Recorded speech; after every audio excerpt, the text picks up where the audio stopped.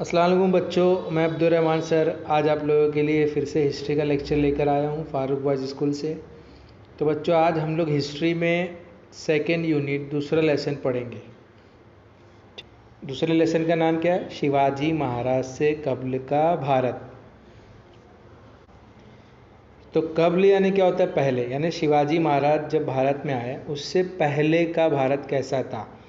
शिवाजी महाराज राजा के आने के पहले कौन कौन लोग यहाँ पर आए थे, फिर किसकी किसकी हुकूमत थी, किसके किसके बीच में जंगें हुई, फिर बाद में शिवाजी महाराज कैसे आया। तो हम लोग यही सब इसमें देखने वाले। तो इसमें देखो बच्चों, शुरू में कैसे दिया हुआ है कि 8वीं सदी ईस्वी में यहाँ पर एक पाल बंगाल का मशहूर ख़ानदान था।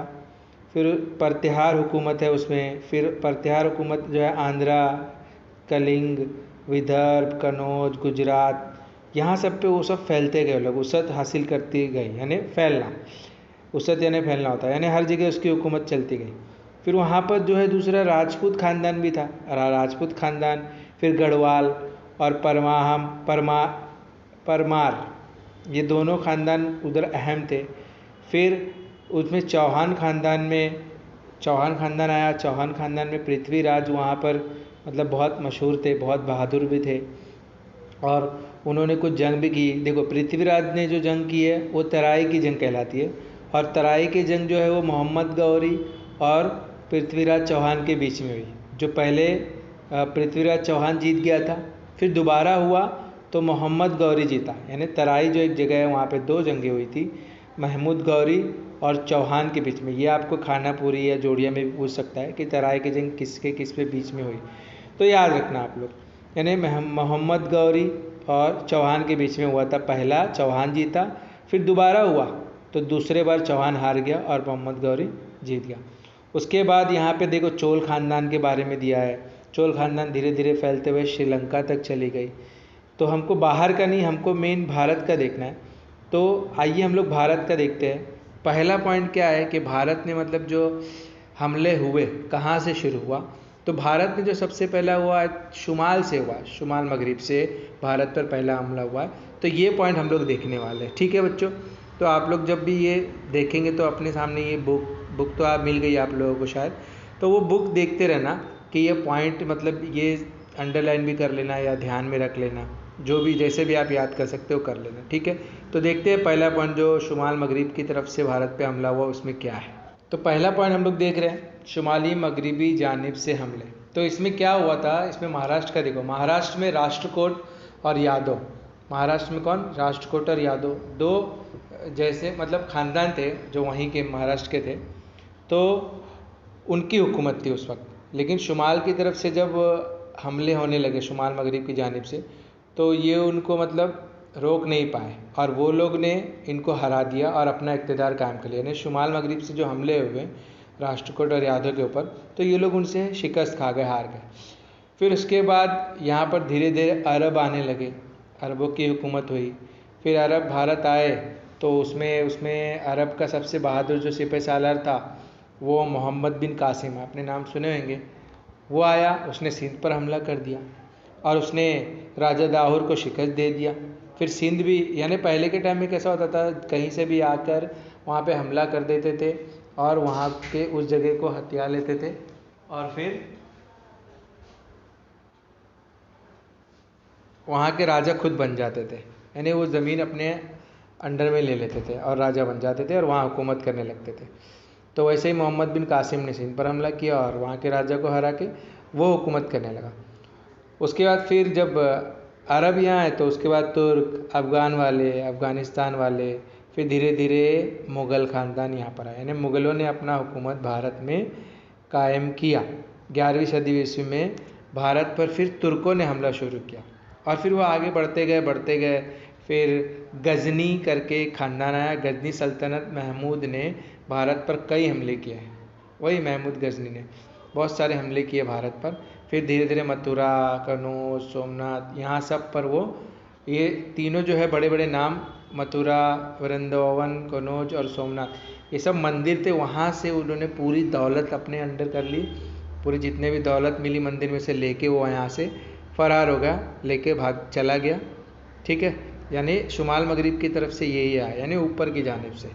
ठीक है, तो अब हम लोग दूसरा पॉइंट देखेंगे। दूसरा पॉइंट हम लोग देखेंगे शुमाली हिंद की सुल्तान शाही। ठीक है बच्चों, तो इसमें देखते हैं हम लोग क्या है कि शुमाली हिंद की सुल्तान शाही में क्या होता है कि 1175 और 1178 के बीच में मोहम्मद गौरी भारत पर हमला कर देता है, और वो भारत का जो भी हमला करने के बाद जो जगह जीतता है, जो फतेह हासिल करता है, यानी ये इलाका जो भी इलाके वो जीतता है जो पहले देखे, तो उसकी देखभाल करने के लिए वो अकेला तो सब जगह देखभाल नहीं कर सकता, तो देखभाल करने के लिए वो कुतुबुद्दीन ऐबक को रख लेता है। कुतुबुद्दीन ऐबक को तकर्रुर करता है, यानी उसको बोलता है कि तू ये जगह संभाल। जैसे हमारे यहाँ पर भी देखो अलग अलग जगह पे अलग अलग इलाके में अलग अलग सीएम देखते हैं। जैसे महाराष्ट्र का उदय ठाकरे देखता है, तो यूपी का सीएम जो है वो योगी देखता है। तो इस तरीके से मतलब अलग अलग जगह के अलग अलग देखने के लिए रखा जाता है, पहले से ये रिवाज है, रूल है। तो यहाँ पर भी वो क्या करता है, कुतुबुद्दीन ऐबक को मोहम्मद गौरी रखता है। फिर 1206 में मोहम्मद गौरी का इंतकाल हो जाता है। तो अब वो इंतकाल हो गया, तो अब बचा कौन, कुतुबुद्दीन ऐबक। फिर कुतुबुद्दीन ऐबक जो है वो अपने तरीके से सारे इलाके पर आज़ादाना वो इक़्तिदार हासिल कर लेता है, यानी वो अपने तौर पर उसकी देखभाल करने लगता है और वही राजा बन जाता है। वो रहता है गुलाम, लेकिन अचानक क्या हो जाता है कि मोहम्मद गौरी का इंतकाल होने के बाद वो अचानक बादशाह बन जाता है। लेकिन 1210 में भी कुतुबुद्दीन ऐबक का इंतकाल हो जाता है, और फिर उसके बाद जो बचता है इब्राहिम लोधी आखिरी सुल्तान थे, यानी इब्राहिम लोधी बचता है।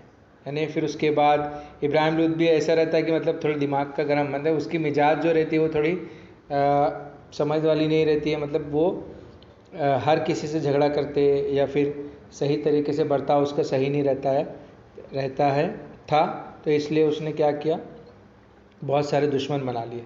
अब जो पंजाब में खान लुधवी था, यानी उसने क्या किया, मुग़ल हुक्मरान बाबर को इब्राहिम लोधी के खिलाफ जंग पर आमादा कर दिया।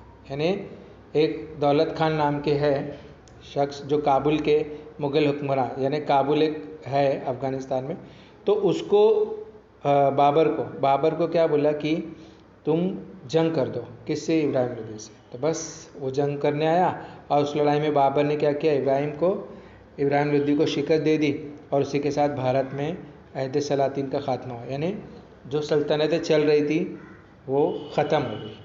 ठीक है, तो ठीक है बच्चों, आज के लिए हम इतना ही पढ़ेंगे, सिर्फ यही 2 पॉइंट, और बाकी के जितने भी पॉइंट्स बचे हैं मैं अगले लेक्चर में बताऊंगा। आप इसके जो अहम नाम हैं वो आपको अपने नोटबुक में लिखना है, और मैं कुछ किताब में से ही होमवर्क दे रहा हूँ।